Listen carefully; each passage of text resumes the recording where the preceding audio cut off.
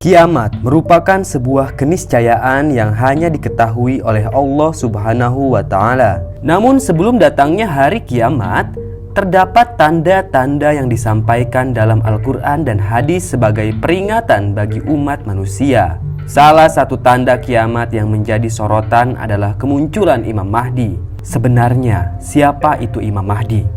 Dia adalah seorang muslim biasa yang dipilih oleh Allah untuk dijadikan khalifah atau pemimpin untuk menghancurkan semua kezaliman dan menegakkan kembali syariat Islam seperti syariat Islam yang dibawa oleh Nabi Muhammad yang sebelumnya terpecah menjadi 73 golongan. Di bawah pimpinan Al-Mahdi, keadilan kembali tegak di muka bumi sebelum datangnya hari kiamat. Dikatakan bahwa ia menjadi pemimpin yang jujur dan adil, membagikan harta kekayaan untuk kemajuan umat. Sementara itu di kalangan Sunni terkenal sebuah hadis tentang kabar baik Mahdi dari Nabi Islam. Berbagai pandangan dan hadis telah diriwayatkan tentang Mahdi dari perawi dan ulama Sunni. Putra Hasan al-Askari disebutkan sebagai Mahdi. Imam Mahdi adalah julukan yang disebutkan Nabi Muhammad di dalam hadis untuk khalifah akhir zaman, sebagaimana halnya dengan gelar khalifah, Amirul Mukminin dan sebagainya.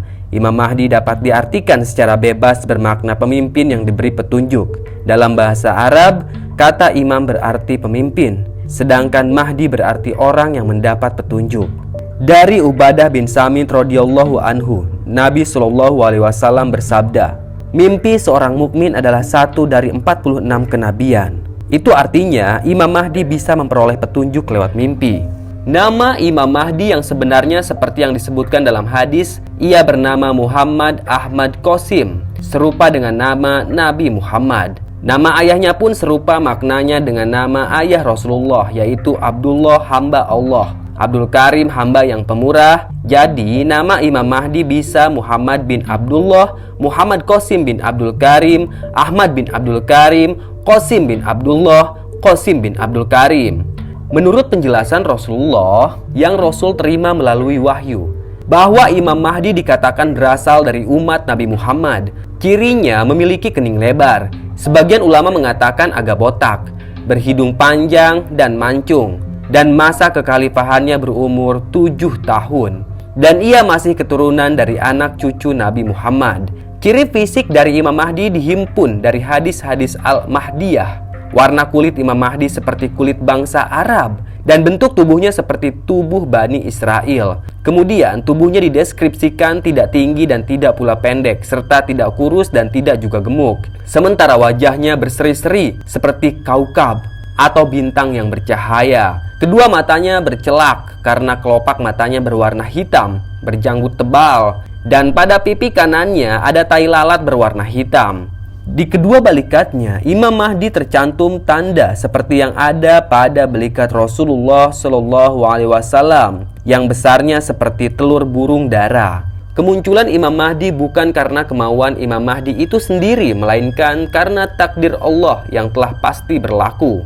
Bahkan ia sendiri tidak menyadari bahwa dirinya adalah Imam Mahdi, melainkan setelah Allah mengislahkannya dalam satu malam, seperti yang dikatakan dalam sebuah hadis berikut. Kemunculan Imam Mahdi akan didahului oleh beberapa tanda-tanda sebagaimana yang disebutkan dalam beberapa hadis. Mahdi akan muncul ketika banyak perselisihan antara manusia dan banyak gempa. Baitullah akan diserang oleh suatu pasukan, tetapi bagian tengah pasukan tersebut akan ditelan bumi.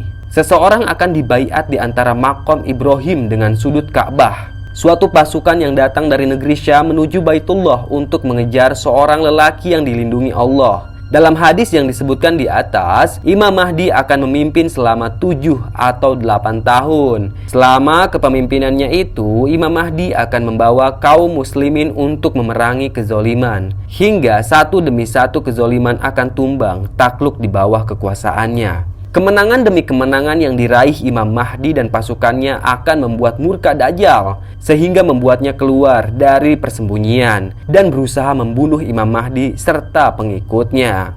Maka Allah akan menurunkan Nabi Isa dari langit yang bertugas membunuh Dajjal.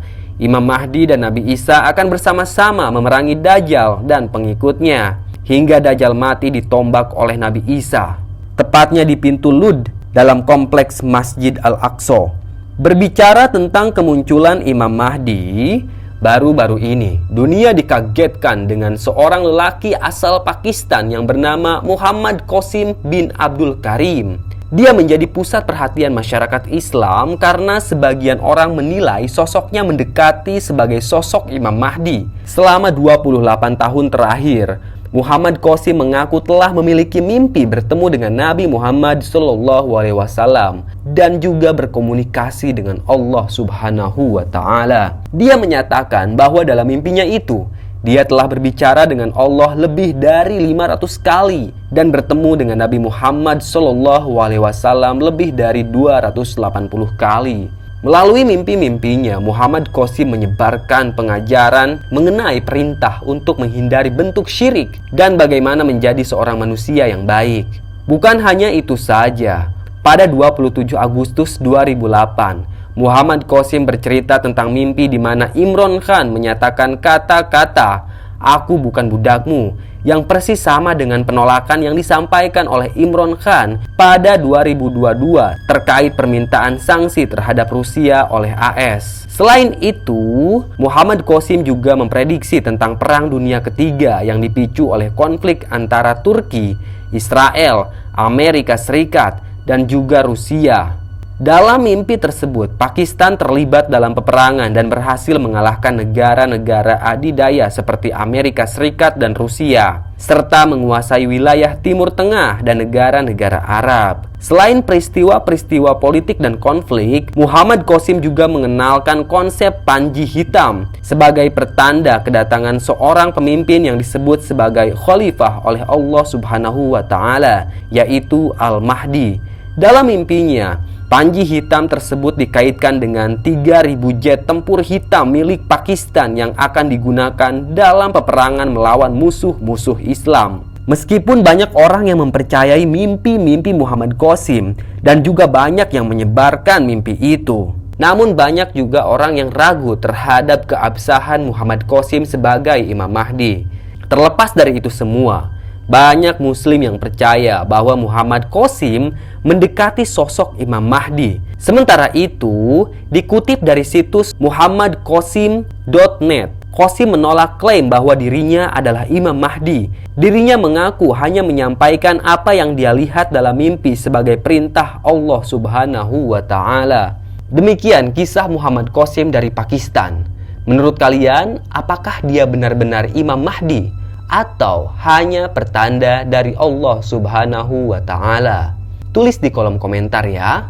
Sekian dari Mbah, tetap sehat dan salam merinding.